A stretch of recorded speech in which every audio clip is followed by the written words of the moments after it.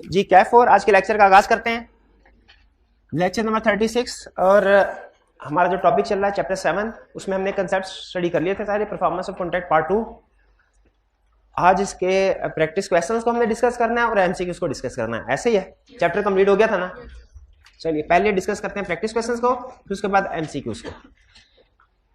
जी पहला question briefly discuss, question 6 तो नहीं हुआ था ना, क्वेश्चन 5 तक डिस्कशन हो गई थी। 6 briefly discuss whether in following cases promise has been performed, if not what is promisor liability. बताना है कि प्रॉमिस परफॉर्म हुआ है कि नहीं हुआ तो प्रॉमिसर की लायबिलिटी क्या है। ए आजम promises to deliver goods at Babar's warehouse on 1st March before 1 PM. Azam deliver goods before time, Azam time से पहले ही चीजें डिलीवर कर देता है। अच्छा, अब इसमें ये नहीं क्लियर कि उसने टाइम पहले डिलीवर करने से मुराद क्या है। क्या 1 मार्च से भी पहले चीजें डिलीवर कर दी है क्या, या कि उस दिन 1 बजे से पहले चीजें डिलीवर की है। नॉर्मल मुझे बताइए कि रूल क्या होता है, अगर क्वेश्चन में मेंशन ना हो तो हम जो delivery of good and service है इसमें क्या टाइम एसेंस लेते हैं कि नहीं लेते।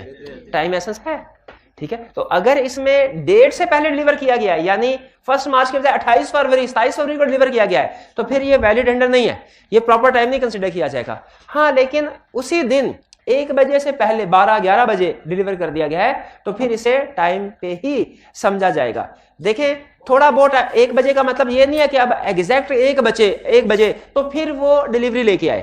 थोड़ा बहुत आपको पता है टाइम ऊपर नीचे 10-15 मिनट आधा घंटा ऊपर नीचे हो जाता है, तो ये कोई प्रॉब्लमेटिक चीज नहीं है, ठीक है। अगर कॉन्ट्रैक्ट बहुत ही सेंसिटिव नेचर का ना हो, जिसमें एग्जैक्ट टाइम पे पूरा होना लाजमी ना हो, तो नॉर्मली 10-15 मिनट 20 मिनट से फर्क नहीं पड़ता, पहले से नहीं पड़ता, बाद में फर्क पड़ सकता है कुछ कॉन्ट्रैक्ट में। बाद जैसे अगर बर्थडे है, बर्थडे का टाइम बताया गया है तो उसमें बर्थडे जो केक है वो आधा घंटा पहले अगर डिलीवर कर दिया जाए इसमें कोई प्रॉब्लम नहीं है, लेकिन अगर आधा घंटा बाद डिलीवर किया जाए इसमें प्रॉब्लम हो सकती है, ठीक है। तो फिलहाल इस केस में हमारा कंक्लूजन क्या हुआ कि डिलीवर्स बिफोर टाइम, उसने डिलीवर की है गुड्स बिफोर टाइम।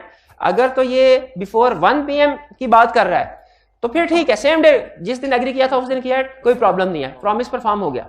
लेकिन अगर ये किसी और दिन की बात कर रहा है तो फिर वो प्रॉपर टेंडर नहीं है, क्योंकि वो प्रॉपर टाइम नहीं समझा जाएगा। क्लियर हुई ये बात जी? दोनों डिस्कस कर ले, बिल्कुल दोनों discuss. B Babar owes Azam ₹100, it was agreed that Babar will send a cheque for ₹100 by post. Agree हुआ था कि बाबर 100 रुपए का चेक बाय पोस्ट सेंड करेगा। अगर बाबर ये चेक बाय पोस्ट सेंड कर देता है, क्वेश्चन यहां पे खत्म हो गया। उसे वैसे आगे बताना चाहिए था कि बाबर ने ये चेक पोस्ट कर दिया। क्या जब बाबर ने चेक पोस्ट कर दिया उसका प्रॉमिस परफॉर्म हो गया? अच्छा बताइए, प्रॉमिस किस वक्त परफॉर्म हुआ, जिस वक्त चेक पोस्ट किया या जिस वक्त चेक आजम को मिला? जिस वक्त चेक पोस्ट किया। ये वही कंसेप्ट है जो हमने अपने पहले चैप्टर 2 में ये सीखा था कि एक्सेप्टेंस कब कम्युनिकेट हो जाती है? जब ऑफरी सेंड करता है लेटर ऑफ एक्सेप्टेंस को, उस वक्त एक्सेप्टेंस अगेंस्ट ऑफरर कंप्लीट हो जाती है। याद है? ये भी वही कंसेप्ट है कि जब उसने पोस्ट कर दिया उससे समझा जाएगा कि इसकी लायबिलिटी खत्म। बी क्लियर जी? हाँ, ये अंडरस्टूड है कि प्रॉपरली एड्रेस आजम को ही भेजा हो, ठीक है, अकरम को ना भेज दिया हो, ठीक है। ये तो अंडरस्टूड है कि उसी का जो आजम का एड्रेस है, प्रॉपर एड्रेस के ऊपर आजम के नाम पे चेक भेजा गया हो। अगर किसी और एड्रेस या किसी और नाम से चेक भेजा गया वो फिर प्रॉमिस पूरा नहीं हुआ। बी क्लियर है? B clear? C Azam and Babar are mutually indebted, एक दूसरे को पैसे देने हैं। Azam and Babar settle an account by setting off one item against another. उन्होंने कहा भाई मैंने तुम्हें 1000 देने हैं, तुमने मुझे 600 देने हैं, ऐसा करते हैं नेट कर लेते हैं, अब मैं तुम्हें डायरेक्ट 400 दे देता हूं नेट। क्या ऐसी सेटलमेंट हो सकती है? ऐसी सेटलमेंट का मतलब क्या यह है कि प्रॉमिस परफॉर्म हो गया? Yes. And Babar pays Azam the balance form to due from him upon such settlement. Settlement के ऊपर बाबर ने बैलेंस जो अमाउंट बनता था वो पे कर, तो ये बिल्कुल वैलिड परफॉर्मेंस है। शर्त यह है कि दोनों का म्यूचुअली एग्री होना हो। तो इस तरह अगर एक ही बंदे से रिसीवेबल पेएबल हो और दोनों एग्री कर जाएं, क्या अमाउंट सेटल हो सकती है? यस, सेटलमेंट हो जाएगी। आगे चलें। अभी तक इस तीनों क्वेश्चन में सबसे मुश्किल कौन सा क्वेश्चन लगा आपको?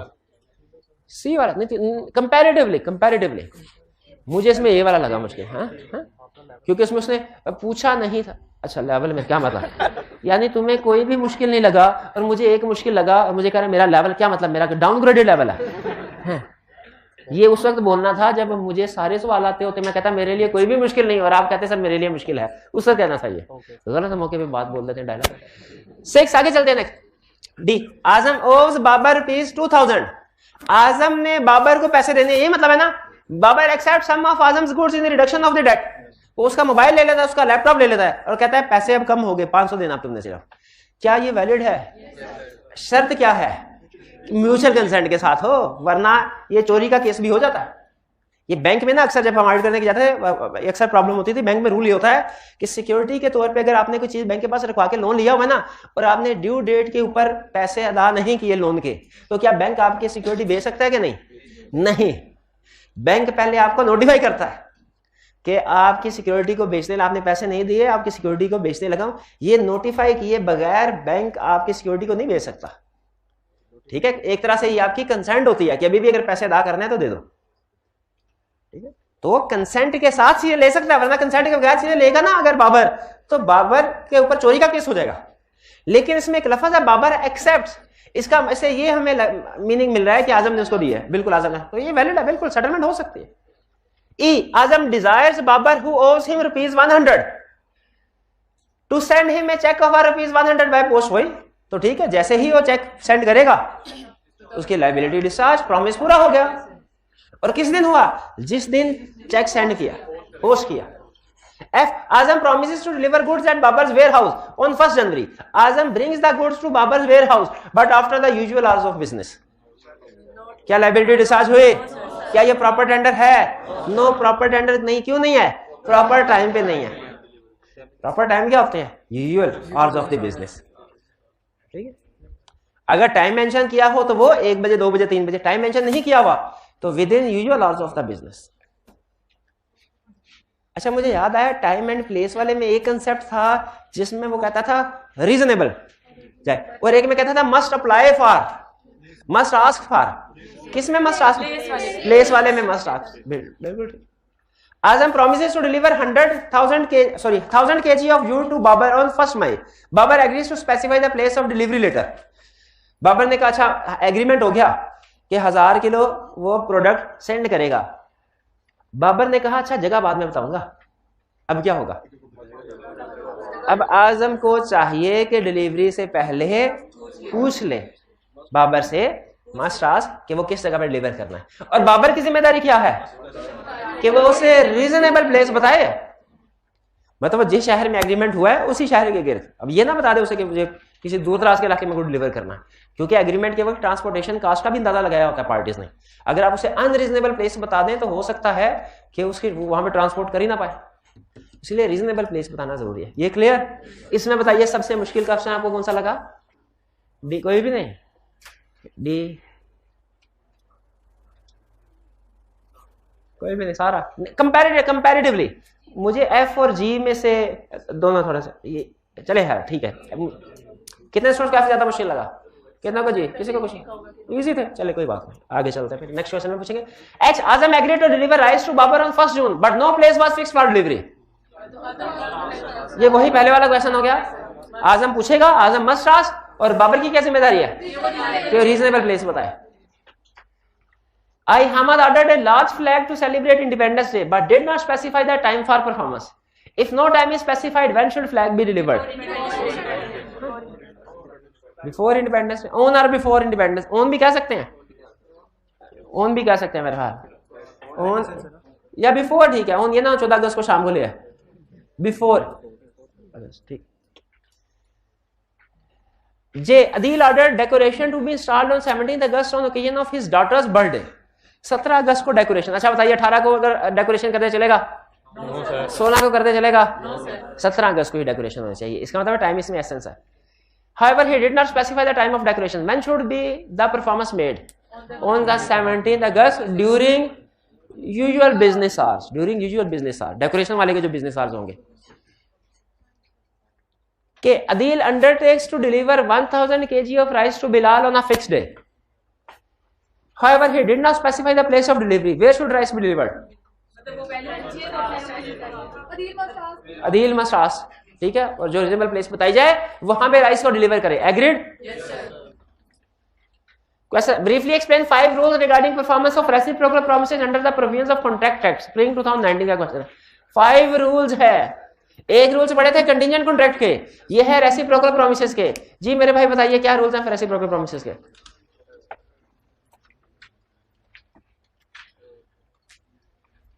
कोई रूल नहीं जी भाई, रेसिप्रोकल प्रोमिसेस की क्या रूल है? When promises are to be performed simultaneously, बस हेडिंग बताइए, बाकी ये बता देंगे। जी बताइए, when promises are to be performed simultaneously rule क्या है? तो क्यों नहीं याद? आपने याद क्यों नहीं किया? साइमल्टेनियस का रूल क्या है? Promises must be performed simultaneously. If one party is not ready to perform his promise, other party need not perform his promise too. ठीक है, ये पहला वाला था साइमल्टेनियस। और दूसरा रूल क्या था? हेडिंग क्या थी उसकी? Order is fixed in the contract. तो उसमें कैसे परफॉर्म होना चाहिए? In the order as specified. If first party does not perform his promise, other party need not. और if order is not fixed, contract में must be performed in the order as the nature of transaction requires. तो ये तो हो गए 3 rules. Fourth rule क्या था? Legal and illegal agreement हो तो उसमें अगर अल्टरनेट प्रोमिसेस है तो legal part can be enforced. ठीक है, और अगर agreement first to do an illegal and then illegal things है तो लीगल वाला वैलिड है और इलीगल वाला वॉइड है। और एग्रीमेंट टू डू नहीं, सॉरी, 5वां कौन था इसके बाद? Preventing the party from the promise. ठीक है, अगर प्रॉमिस एग्री हुआ लेकिन किसी को प्रॉमिसर को उसका प्रॉमिस परफॉर्म करने से रोका जाए तो ये क्या है? वाइड। ये ब्रीच बाय प्रोमिसी का केस बन जाता है। शाबाश। तो ये क्लियर? रिप्रोडक्शन का क्वेश्चन है मुफ्त के 5 नंबर। Clear? Next, in a contract for sale Azam promises to deliver the goods to Babar at a fixed price and Babar promises to give promise for payment of the price. Are this reciprocal promises? Reciprocal. एक ने दूसरे को कहा कि मैं goods deliver करूंगा, दूसरे ने कहा कि वो नहीं, ये मेरा प्रॉमिस का वर्ड डुप्लीकेट हो गया। Babar promises to give the payment of the rice. नहीं, ये प्रॉमिस का वर्ड डुप्लीकेट हो गया, ये एक दफा काट दे। ठीक है, बुक में भी देखिए सोल्यूशन में उसने रेसिप्रोकल प्रॉमिसेस किया हुआ ना इसको। हाँ, ये रेसिप्रोकल प्रॉमिस है।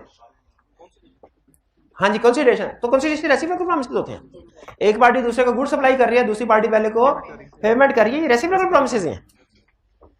9, Azam promises to sell 100 bales of cotton to Babar to be delivered next day.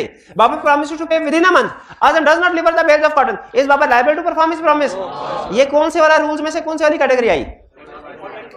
Order is fixed by contract. Order fix हुआ था ना, पहले एक पार्टी डिलीवर करी नेक्स्ट मंथ और नेक्स्ट डे, और फिर एक दूसरी party with in a month. तो इसे ऑर्डर के मुताबिक ही फुलफिल होना चाहिए।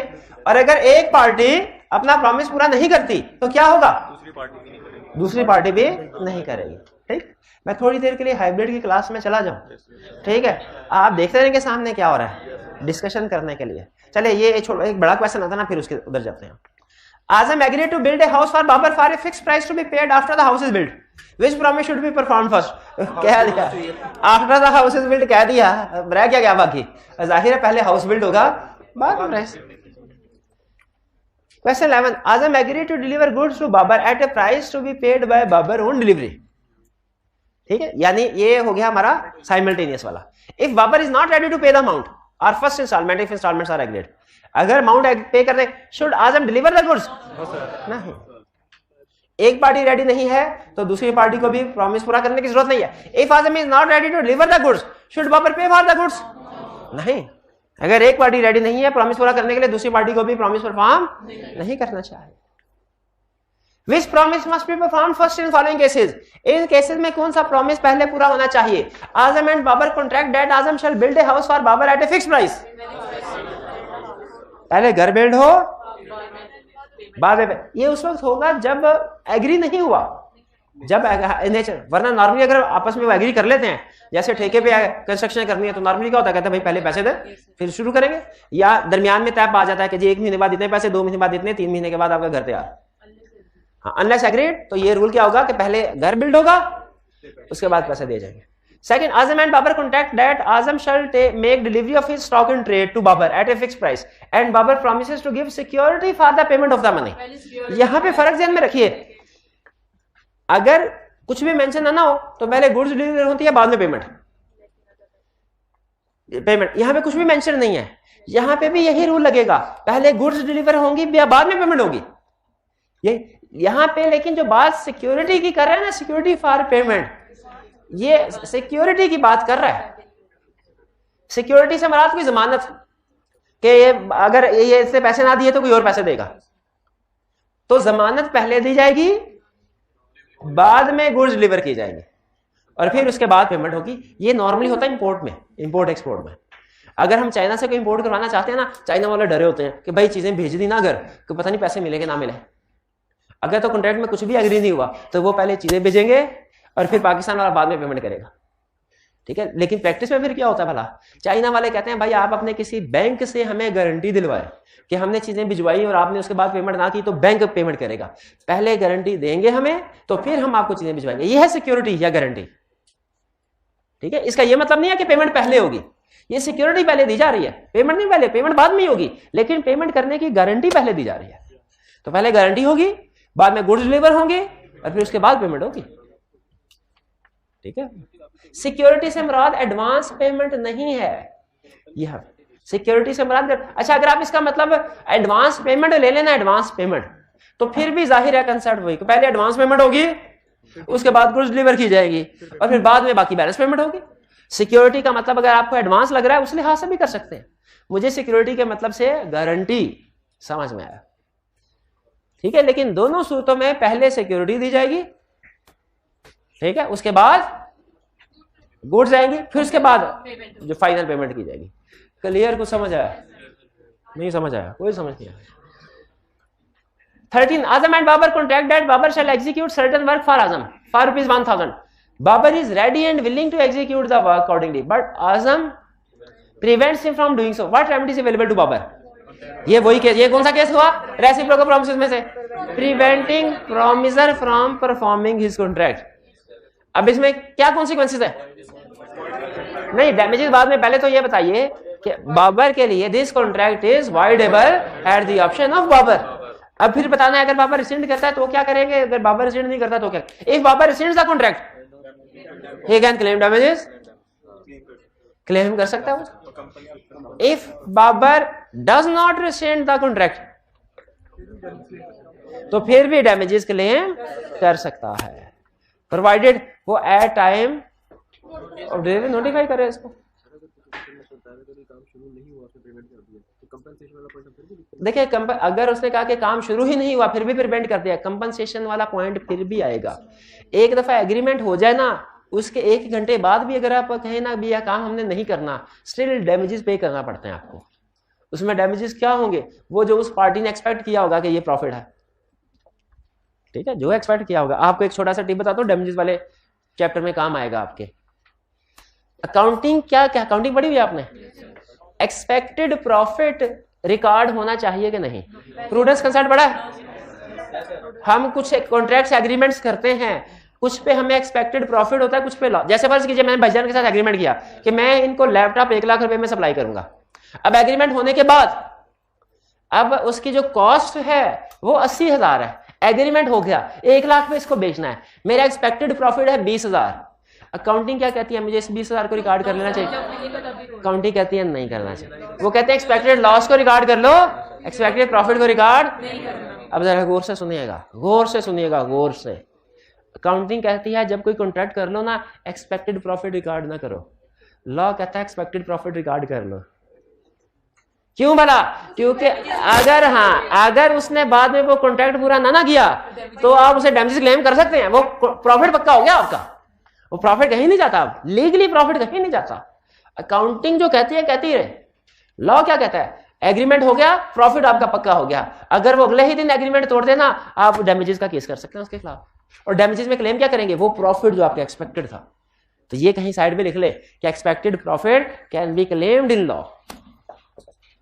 Expected profit is recorded, is considered in law. तो यहां पे डैमेजेस में वो क्लेम करेगा, उसको डैमेजेस अभी भी क्लेम करेगा, हालांकि अभी काम शुरू भी नहीं हुआ। B, Ajmal agrees to hire Bilal ship to dispatch his cargo goods from Karachi to Mauritius. However, on agree date Ajmal does not bring any cargo is liable to perform his promise. ने कहा था अपना सामान लेके आओ, हम उसे पहुंचा देंगे मॉरिशस में। सामान ही नहीं लेके आया, क्या मॉरिशस से सामान पहुंचाए, वो खाली कश्ती थोड़ी लेके जाएगा। लेकिन डैमेजेस क्लेम कर सकता है, क्या भाई आपके लिए अरेंजमेंट्स की हुई थी हमने। 14 what remedy is available to agreed party in following cases. ठीक है, तवज्जो सारी सामने, आवाज मेरी आ रही होगी अटेंटिव होके सामने आपने। ठीक है भाई, आवाज में अगर गड़बड़ महसूस हो तो मुझे बताइएगा। ठीक है, साथ वाले रूम में जाने से गड़बड़ तो नहीं होगी आवाज की, ये नोट कीजिएगा फिर ये इसलिए तो क्या हूँ, वो सोए रहते हैं, वो सोए रहते हैं जी। तो question 14 what remedy is available to agreed party Azam contracts with Babar to execute certain builders work for a fixed price. Babar supplying timber necessary for the work. Babar refuses to furnish any timber. कोई builder work करना था। ये भाई को पकड़े, ये उठ के भाग रहा है, इसको पकड़ो, इसको पकड़ो, इसको पकड़ो। ओ भाई ये टी है, इसको पकड़े, सच में पकड़ ले इसको। एक करप्ट आदमी फौरन करप्शन करने लगा था। बैठ जाओ, बैठ जाओ। वो समझा तो नजर नहीं आ रहा इधर। बाबर ने टिम्बर सप्लाई करने थे, टिम्बर सप्लाई नहीं किया। ठीक है, तो क्या कॉन्ट्रैक्ट परफॉर्म कर सकेगा आजम? नहीं, ये वो एक तरह से कंटीजेंट कॉन्ट्रैक्ट हो गया ना कि आपने टिम्बर सप्लाई करने थे और हमने आपका बिल्डिंग का वर्क करना, उसने टिम्बर ही सप्लाई नहीं किए, तो कॉन्ट्रैक्ट क्या हुआ? ये एट द ऑप्शन ऑफ आजम। अब आजम क्या कर सकता है? डैमेजेस क्लेम कर सकता है। क्या आजम कॉन्ट्रैक्ट के पैसे क्लेम कर सकता है कि कॉन्ट्रैक्ट में तय पाया था बिल्डिंग का वर्क करने के मुझे 10 लाख रुपए मिलेंगे? वो 10 लाख नहीं, क्योंकि उसने कोई गुड या सर्विसेज नहीं प्रोवाइड की, गुड या सर्विसेज प्रोवाइड नहीं की। ठीक है, फर्स्ट कीजिए कॉलेज के साथ हमारा एग्रीमेंट, मेरा एग्रीमेंट हो जाए कि नेक्स्ट सेशन में मैं पढ़ाऊंगा ये सेशन, बाद में कॉलेज वाले ये कहें कि आपने कोई सेशन नहीं पढ़ाना। ठीक है, तो मैं उनसे सेशन के जो पैसे तय हुए थे वो क्लेम नहीं कर सकता, क्योंकि मैंने गुड या सर्विसेज दी ही नहीं है। लेकिन मैं डैमेजेस क्लेम कर सकता हूं उनसे। ठीक है कि जी मेरा इतना फॉर एग्जांपल नुकसान हुआ, जो भी मैं अब दूसरे कॉलेज में जाके पढ़ाऊंगा, वहां पे मुझे रेट कम मिलेगा, तो मुझे इतना डिफरेंस है, ये पे कर। तो यहाँ पे breach of law, breach of contract हुआ है, लेकिन सिर्फ ब्रीच के डैमेजेस पे किए जाएंगे, गुड या सर्विसेज के पैसे नहीं मिलेंगे। B Azam contracts with Babar to deliver to him at a specified price certain merchandise on board of a ship which can not arrive for a month and Babar engages to pay for the merchandise within a week from the date of the contract. Agreement ये हुआ कि एक ship आने वाली है महीने के बाद, महीने से पहले नहीं आएगी, महीने बाद, और हम वो चीजें आपको डिलीवर कर देंगे। बाबर ने कहा बिल्कुल ठीक है, मैं आपको चीजें तो महीने बाद आएंगी ना, मैं आपको हफ्ते के अंदर अंदर पैसे दे दूंगा। लेकिन बाबर ने हफ्ते के अंदर अंदर पैसे नहीं दिए। क्या आजम को शिप आने पे चीजें डिलीवर करनी चाहिए? करनी चाहिए, करनी चाहिए। और भाई उसने वादा ही पूरा नहीं किया, नहीं करनी चाहिए ना, चीजें पक्की बात है, डिलीवर नहीं करनी चाहिए चीजें। अच्छा, गुड्स डिलीवर नहीं, ये केस कौन सा बनता है हमारा रेसिप्रोकल प्रोमिसेस में? कौन सा केस बनता है रेसिप्रोकल प्रोमिसेस में? When order is fixed in the contract वाला। रेसिप्रोकल प्रोमिसेस के 5 केसेस पढ़े थे ना, ये तीसरे वाला, दूसरे वाला शायद ऑर्डर इज फिक्स्ड वाला। सी Azam promises Babar to sell him 1000 bales of merchandise to be delivered next day, and Babar promises Azam to pay them within a month. Azam does not deliver according to his promise. जी बताइए, ये तो वही हो गया order fix वाला। Clear? कोई problem तो नहीं है, कोई प्रॉब्लम तो नहीं। चलिए ये क्लियर। अब आगे चलते हैं नेक्स्ट क्वेश्चन की तरफ। जी नेक्स्ट कहा था आगे सामने देखना, मोबाइल में आवाज आ रही थी? yes, ठीक आ रही थी? yes, तो फिर मोबाइल क्यों लेके बैठे हुए थे? मना नहीं किया आपने इनको? बताया, समझाया करें इनको। 16 आवाज आ रही थी? आवाज आ रही थी? आवाज आ रही थी? तो आवाज आ रही थी? नहीं, सही से बता, आवाज आ रही थी ना, सिर्फ तस्वीर नहीं आ रही थी ना। तो हाइब्रिड वालों की हिम्मत को सलाम करें। सर उनके सामने प्रोजेक्टर लगा था। अच्छा ठीक है, उनके सामने प्रोजेक्टर लगा था, ठीक है, ठीक। नहीं कोई कभी कभी बार चक्कर लगाना, वो सो जाते हैं असल में, वो कोई काम नहीं करते, वो कोई लेटा होता है, कोई बातें कर रहा था, कोई मोबाइल देखे। क्लास में टीचर मौजूद होता है तो आप मोबाइल नहीं छोड़ते, तो जब फिजिकली तो उनको अलर्ट रखने के लिए ना जरा चक्कर लगाना जरूरी होता है। तो कोई बात नहीं, एक आधे क्वेश्चन में आप अकोमोडेट कर लिया करें।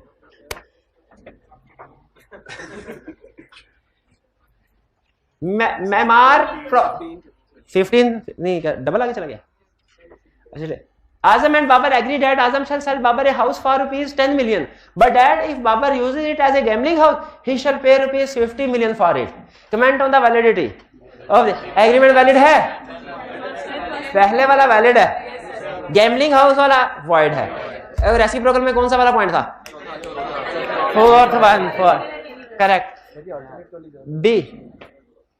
नहीं अल्टरनेट वाली नहीं, अल्टरनेट वाली एग्जांपल वो तब बनती, ये first to do legal and then illegal thing वाली। अल्टरनेट वाली तब बनती जब वो कहता है 10 मिलियन में या तो घर ले लो या चर्च ले लो, एक चीज ले लो, ये फिर अल्टरनेट प्रॉमिस वाली बात बनती।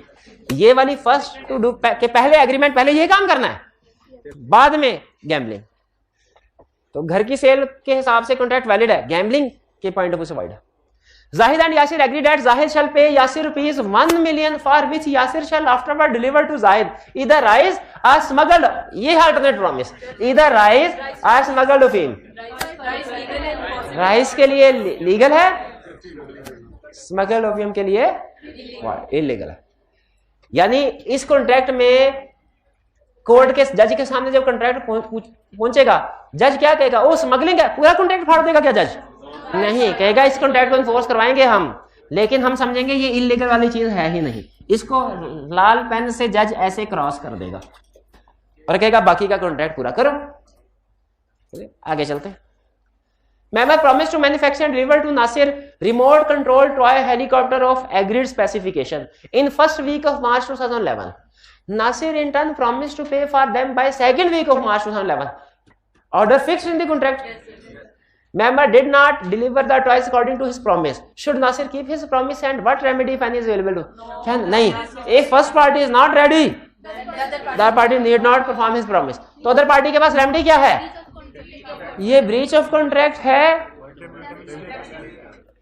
Nasir can claim damages from member. Nasir damages claim कर सकता। अच्छा, हालांकि नासिर ने कोई एक चीज भी डिलीवर नहीं की, क्या फिर भी वो क्लेम कर सकता है? बिल्कुल, हाँ जी, बिल्कुल क्लेम कर सकता है। 7 Adil ordered yum bakers for a birthday cake to be delivered on 22nd February. Is time essence of the contract in this case? Nature से पता चल रहा है कि टाइम एसेंस होता है बर्थडे वाले का। Question 18A. Asma, a singer, enters into a contract with Babar, the manager of theatre, to sing at his theatre 2 nights in every week for the next 2 months. अच्छा, ये अहम question है situation. Babar agrees to pay her for rupees 100 for each performance. अच्छा देखिए, 2 nights 2 months, ठीक है, पर week.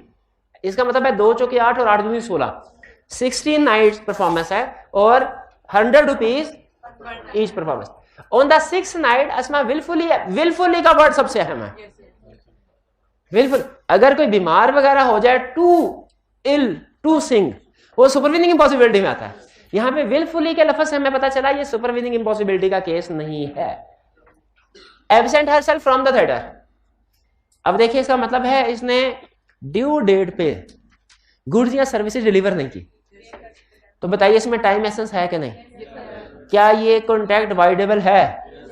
जिस दिन एब्सेंट हुए उस दिन थिएटर के मालिक के लिए Babar, what option do Babar have in this situation? पहली ऑप्शन क्या है कि ये कॉन्ट्रैक्ट वाइडेबल हो at the option of Babar. अगर बाबर इसको रिसेंड करता है तो वो डैमेजेस क्लेम कर सकता है, ये उसका राइट है। लेकिन लायबिलिटी क्या है कि पास्ट परफॉर्मेंस के पैसे देगा 500 रुपया, ठीक है। एक राइट है कि डैमेजेस क्लेम कर सकता है और लायबिलिटी क्या है कि पास्ट परफॉर्मेंस के पैसे, जो पास्ट परफॉर्मेंस के पैसे देने होते हैं, देने चाहिए ना। इस रूल को हम लॉ में क्या कहते हैं? क्वांटम में रूल, कि जो पास्ट परफॉर्मेंस है उसके पैसे अदा करो, डैमेजेस लो जरूर लो, लेकिन जो पास्ट परफॉर्मेंस है उसके पैसे अदा करो। क्लियर? ये Azam agreed to deliver 20 books to बाब। अच्छा, ये वैसे केस से आगे भी चल सकता है, लेकिन आगे किसी सिचुएशन में डैमेजेस वाले में हम चलाएंगे कि अगर 7th नाइट पे सिंगर आ जाए और थिएटर का मालिक उसे इजाजत दे दे तो कॉन्ट्रैक्ट वैलिड होगा कि वाइड? वैलिड होगा। और डैमेजेस क्लेम किए जा सकते हैं कि नहीं? यस, डैमेजेस क्लेम किए जा सकते हैं। पर ये बंद करवा दें, किस वजह से? सर्दी लग रही है, ये बंद कर। अच्छा, तो ये आगे चल सकता है, लेकिन अभी हम उस साइड पे नहीं जा रहे। अभी हम उस side, B, Azam agreed to deliver 20 books to Babar on 12th May 2011 in which delivery time was important as books were required for an exhibition. अब इसका मतलब क्या है? Time is essence. Azam failed to deliver by that time. What remedy is available to Babar? Breach of voidable है at the option of Babar. वो उसे rescind कर सकता है. अगर rescind करता है तो damages claim करेगा, और अगर rescind नहीं करता तो still damages claim कर सकता है, लेकिन कॉन्ट्रैक्ट वैलिड रहेगा. ये केस सिमिलर ए वाला है, फर्क सिर्फ यह केस में गुड्स की डिलीवरी का है, ये सर्विसेज वाला केस. देखिए सेम ही है ना. हाँ, notice at time of acceptance, अगर गुड्स या सर्विसेज को बाद में एक्सेप्ट कर लिया जाए तो उस वक्त नोटिस देना जरूरी होता है, वरना गुड या सर्विस प्रोवाइड करने वाला समझता है कि आप इजी हो गए हैं, आपको सब कुछ मंजूर है. हाँ, कहते हैं भाई सब कुछ आपकी गुड्स या सर्विसेज तो हमें मंजूर है, लेकिन डैमेजेस आपको पे करने पड़ेंगे क्योंकि आपकी लेट डिलीवरी की वजह से हमें नुकसान हुआ है. Question 19. Azam promises to deliver a car to Babar on 1st May. Azam delivers it on 9th May. Is Babar liable to accept the delivery? Babar liable है? क्यों? कहाँ लिखा टाइम एसेंस है? ये तो कहीं लिखा ही नहीं हुआ. डिलीवरी ऑफ गुड या सर्विसेज के केस में टाइम एसेंस होता है. Mahat promises to supply bricks to Nadeem on 4th May. Mahat delivers on 8th May. Nadeem accepts the delayed delivery. Can Nadeem claim damages? अगर at time of acceptance उसने notify किया हुआ है कि damages claim करूंगा तो फिर कर सकता है, वरना claim नहीं कर सकता. कॉन्ट्रैक्ट rescind भी नहीं कर सकता. क्यों नहीं कर सकता? वो गुड्स एक्सेप्ट कर चुका है. एक्सेप्टेंस के बाद कॉन्ट्रैक्ट rescind नहीं हो सकता. एक्सेप्टेंस के बाद अब कॉन्ट्रैक्ट वाइडेबल नहीं रहा. 20. Golden Foods GF agreed to supply 2500 cans to Riaz grocery stores. RGF. According to the agreement, the date of delivery was 31st August 2017. However, on the due date, GF refused to supply the cans. Under the provisions of Contract Act 1872, to discuss the rights of RGS in the above situation, assuming that the time was essence of the contract.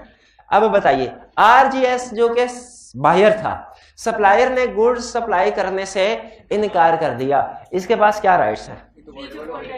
Breach of contract है, contract voidable है eight the option of RGS. ठीक है, और वो damages भी claim कर सकता है. रिसीड करे तो भी, रिसीड ना करे तो भी कर सकता है,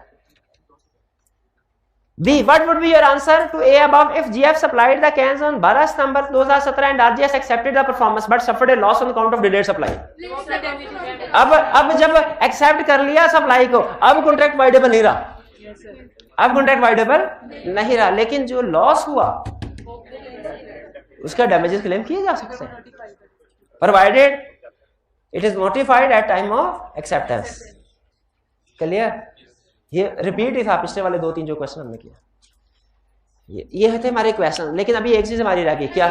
एमसीक्यूज. आपके पास 5 मिनट का टाइम है, आप एमसीक्यूज को वैसे तो अटेम्प्ट करके आए होंगे, लेकिन फिर भी एक दफा पढ़ लीजिए. जो स्टूडेंट्स नहीं अटेम्प्ट करके टिक लगा ले, मैं तब तक आपके एमसीक्यू सेट करता हूं, फिर उसके बाद हम एमसीक्यूज की तरफ चलते हैं.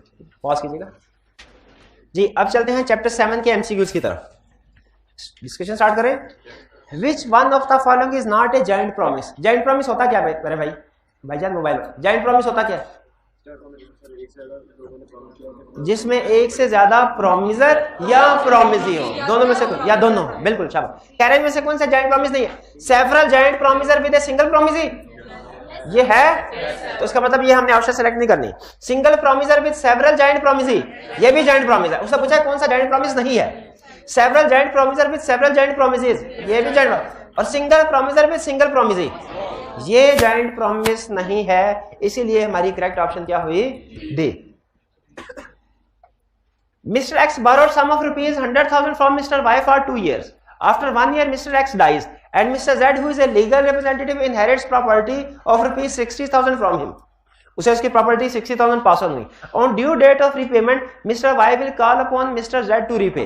क्या लीगल रिप्रेजेंटेटिव से प्रॉमिस पूरा करने को कहा जा सकता है?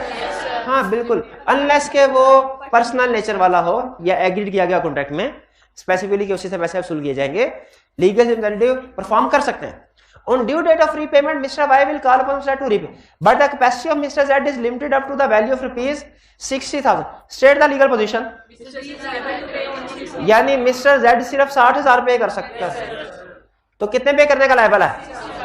इवन यहाँ पे ये होता है ना कि अगर मिस्टर जेड इज कैपेसिटी उसकी फुल अमाउंट पे पे करने के लिए है, स्टिल 60, क्योंकि हमारा रूल क्या है, लीगल रिप्रेजेंटेटिव को जितनी प्रॉपर्टी पास ऑन हुई है वो मैक्सिमम उतने अमाउंट तक के लिए लायबल है, वरना वो कहेगा मैं इसका लीगल रिप्रेजेंटेटिव हूं ही नहीं, ये मेरा चचा था ही नहीं, ठीक है, लीगल रिप्रेजेंटेटिव नहीं हूं मैं, ठीक है। तो 60 था। करेक्ट ऑप्शन क्या हुई, mister Z is liable to pay only 60,000, A option correct.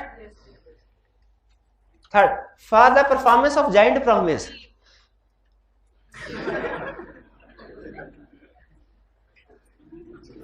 All joint promisor, ये कौन था, शाबाश शाबाश शाबाश, हाँ जो सबसे अच्छा दोस्त है उसका वो बताएगा, जो बोल रहा है उसका सबसे अच्छा दोस्त है, हाँ जी।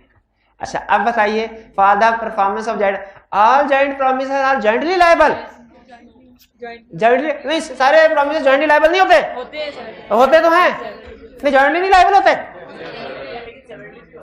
अच्छा आगे चलते हैं, all of them are severally liable, ये भी ठीक है। जॉइंटली का मतलब क्या होता है भला, सब में से किसी को भी पकड़ के पैसे रिकवर करवा सकते हैं। सेवरली का मतलब क्या होता है, फुल अमाउंट भी रिकवर करवाई जा सकते हैं, हाँ जी। तो जॉइंटली भी लायबल होते हैं जॉइंट प्रॉमिस में, सेवरली भी। ये पार्टनरशिप में टर्म दोबारा आएगी, liability of each partner is joint and several, ये लाइन दोबारा पार्टनरशिप में आएगी, इसलिए इसका कंसेप्ट अच्छे तरीके से पक्का कर लें। तो दोनों ठीक है, फिर किसको लगाएं टिक, पहले पढ़, all joint promisor are individually liable, नहीं, all joint promisor are jointly and severally liable, D option correct है, ये ऑप्शन मोस्ट एप्रोप्रिएट, शाबाश most appropriate. Contract should be performed by promiser, by his promise, by legal representative, by agent, तो सारे सही हैं, any of the above, D। लेकिन याद रखे ये रूल किस केस में अप्लाई नहीं होता, जब पर्सनल नेचर के कॉन्ट्रैक्ट हो या एग्री, स्पेसिफिकली कॉन्ट्रैक्ट में एग्री किया। अब चूंकि यहाँ पे मेंशन नहीं किया कॉन्ट्रैक्ट की नेचर क्या थी, तो हम क्या अज्यूम करेंगे, रेगुलर नेचर का कॉन्ट्रैक्ट है, क्या अज्यूम करेंगे, रेगुलर नेचर का कॉन्ट्रैक्ट है। तो रेगुलर नेचर का कॉन्ट्रैक्ट कौन कौन परफॉर्म कर सकता है, एक मिनट और कोई नहीं बोलेगा, भाई बताएंगे। रेगुलर नेचर का अगर बैठ के इजी होके, इजी टेक लगा के, इजी, कोई टेंशन नहीं मेरे को, मुझे सिर्फ कंसेप्ट से बता दो। प्रोमिसर खुद कर सकता है, उसका लीगल रिप्रेजेंटेटिव कर सकता है, उसका एजेंट भी कर सकता है, या थर्ड पार्टी जिसको वो अथॉरिटी दे, यहां साइन कर दे। पर्सनल नेचर का कौन कर सकता है, वो खुद, पर्सनल नेचर का खुद कर सकता, पर्सनल नेचर का और कोई नहीं कर सकता। तो करेक्ट ऑप्शन है formative. 5, mister A and mister B have borrowed rupees 10,000 from mister C on due date both parties, that is mister and mister B are jointly liable to pay, सही कह रहे हैं कि नहीं। If before the payment mister A dies, who will be liable to pay, mister B, mister B liable to pay. ये तो उसने बिला वजह की ऑप्शन बनाई है, लायबल 15,000 का उधर कोई लेना देना नहीं है कहीं पे। The legal representative of Mr. A along with Mr. B is liable to pay, हाँ जी। अगर मिस्टर ए की डेथ हो गई तो उसके लीगल रिप्रेजेंटेटिव जो सर्वाइविंग प्रॉमिसर, जॉइंट प्रॉमिसर है, उनके साथ मिलकर लायबल होंगे। पढ़ा था कि नहीं, सी ऑप्शन करेक्ट हुई 5 में। Next, contractual liability involving personal skill. Assigned का मतलब क्या होता है, असाइंड का मतलब है किसी तीसरे बंदे, थर्ड पार्टी को कहना कि मेरे बिहाफ पे आप ये कॉन्ट्रैक्ट परफॉर्म करें, यह है असाइनमेंट। तो बताइए क्या पर्सनल स्किल के कॉन्ट्रैक्ट असाइन हो सकते हैं, can not be assign, must be assign, should be assign. Correct option क्या हुई, B, can not be assign. 7, when the time is in essence of the contract, promiser fails to perform his promise on time। यही तो सबसे अहम चीज आज के lecture में सीखी हमने। Contract become voidable at the option of promise A, A option correct है। Contract becomes void, no no no, unenforceable no, promiser must pay compensation to the, ये भी ठीक है, becomes voidable at the option of promise, हाँ, लेकिन ये उस वक्त है if notified एट टाइम, वरना ये वाला कंसेप्ट, यानी ये 50% करेक्ट है, इनकम्प्लीट कह लें, इनकम्प्लीट कह लें, तो फिर दोनों में से कोई भी लिख सकते थे मेरा ख्याल है, अगर इसमें नोटिफाई की बात लिखी होती ना इसमें, तो फिर क्योंकि ए और डी दोनों करेक्ट है इस सूरत में। फिलहाल लेकिन एमसीक्यूज में वो कुछ ना कुछ कसर रखता है ताकि आप स्टूडेंट सही सोल्यूशन के ऊपर पहुंच सके। 8 where 2 or more persons have made a joint promise, a release of one of such joint promiser by the promisee, क्या इफेक्ट होता है? क्या एक जॉइंट प्रोमिसर को रिलीज कर दिया जाए, बाकी रिलीज होते हैं कि नहीं? नहीं होते। और जिसको रिलीज किया है प्रोमिसी ने तो रिलीज कर दिया, प्रोमिसर्स की तरफ से भी रिलीज हो जाता है कि नहीं? इसका मतलब क्या, प्रोमिसी ने तो बाकी प्रोमिसर से पैसे ले लिए, लेकिन बाकी के प्रोमिसर बाद में रिलीज प्रोमिसी से पैसे उसका शेयर लेंगे। रिलीज प्रोमिसी चीख चीख के कहेगा क्या, अब मुझे तो प्रोमिसी ने रिलीज कर दिया था, मुझे तो प्रोमिसी ने रिलीज कर। अब दूसरे जॉइंट प्रोमिसर क्या कहेंगे, अरे उसने रिलीज किया था, हमने थोड़े किया था, हम तो पैसे लेंगे तुमसे। तो ये कंसेप्ट किस लाइन में है? Release of joint promisor by promisor does not discharge other joint promisor, यानी अदर स्टिल लायबल है। डी ने ए बी सी से पैसे लेने थे, ए को रिलीज कर दिया, बी और सी स्टिल लायबल हैं।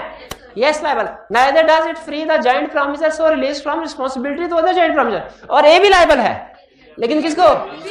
बी और सी को। जब बी और सी अपने शेयर से ज्यादा पैसे दे देंगे जो उनका ड्यू बनता है, तो वो ए से पैसे रिकवर करवा सकते हैं। ए ऑप्शन बिल्कुल करेक्ट है।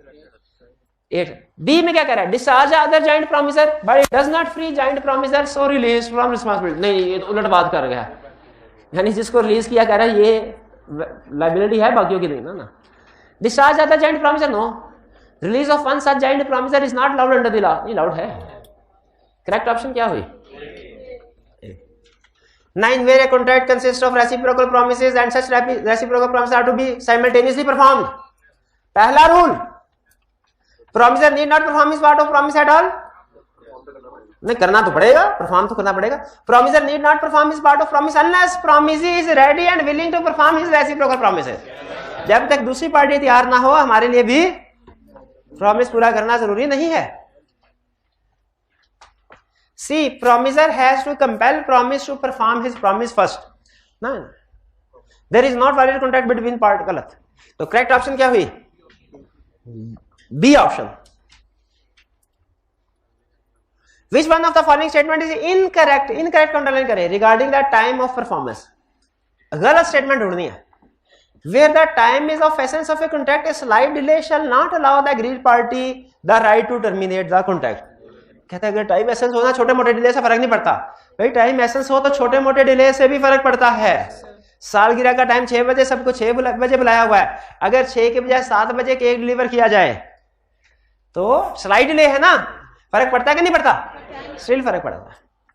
टाइम एसेंस हो तो थोड़ा सा डिले भी फर्क पड़ा, कॉन्ट्रैक्ट वाइडेबल होगा eight the option of.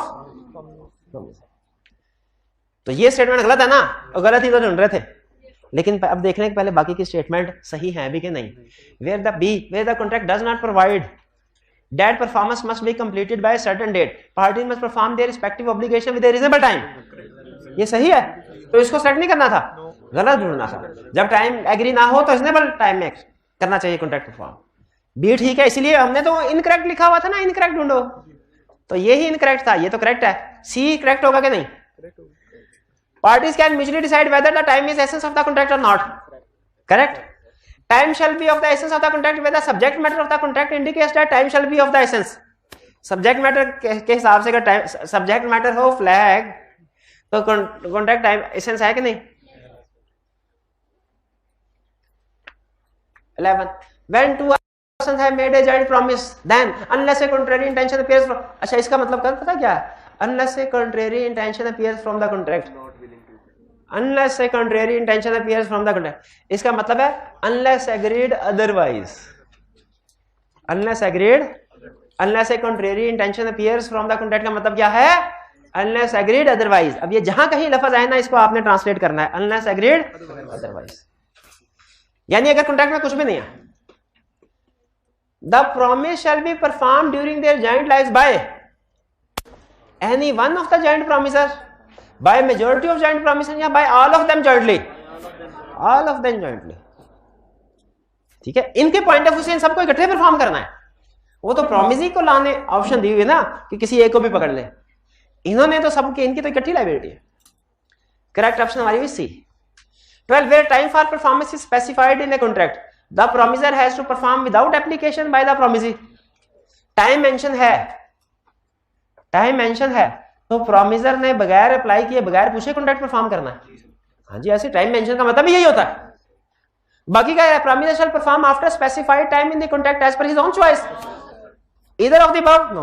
Promiser should wait for the application by the promisee and need not perform before that.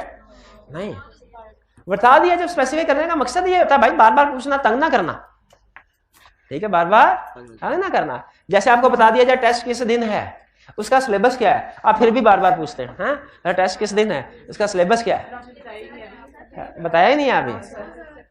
हाँ, तो अभी आपका बताया नहीं, बताया नहीं बताया, चलो बहाने से याद आ गया, वरना लेक्चर का टाइम खत्म हो गया था। है आपने अभी तक चैप्टर 6 हुआ है? तो कौन सा चैप्टर भाई? वो सिलेबस शेयर किया था, क्या सिलेबस है? उस आतिफ के साथ शेयर किया था मेरे भाई, टीए के साथ। उनसे पूछे भी, क्लास खत्म होने से पहले पूछे, फोन पे पूछ रहे उनसे। ये अभी आपको क्लास एंड में सिलेबस बता देते हैं, तब तक एमसीक्यूज कर लेते हैं। 12 where time for performance is specified, ये तो हो गया। करेक्ट ऑप्शन में क्या हुई? ए।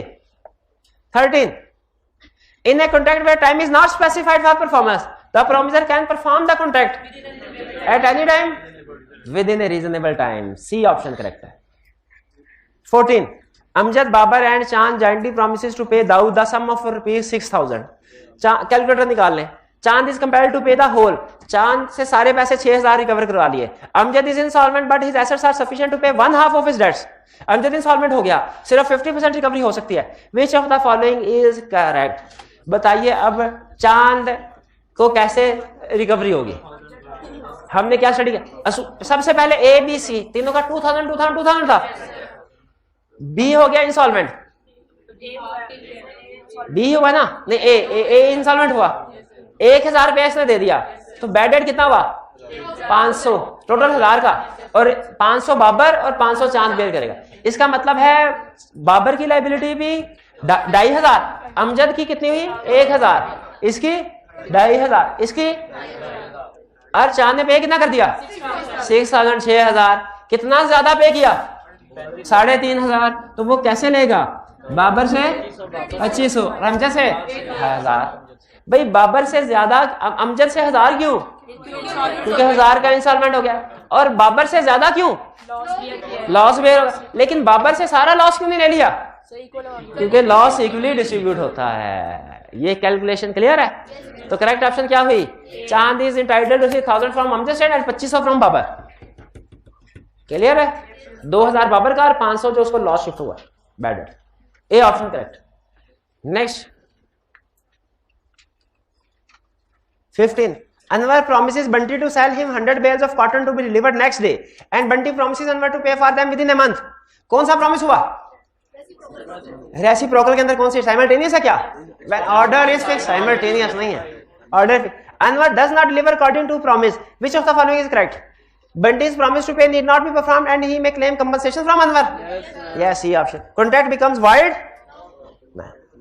ठीक है, voidable. Bunty's promise to pay need not be performed but he cannot claim compensation from Anwar. ये भी गलत है, वो compensation claim कर सकता है। Bunty must pay after a month and only then he can sue for compensation. नहीं, correct answer हमारी क्या हुई?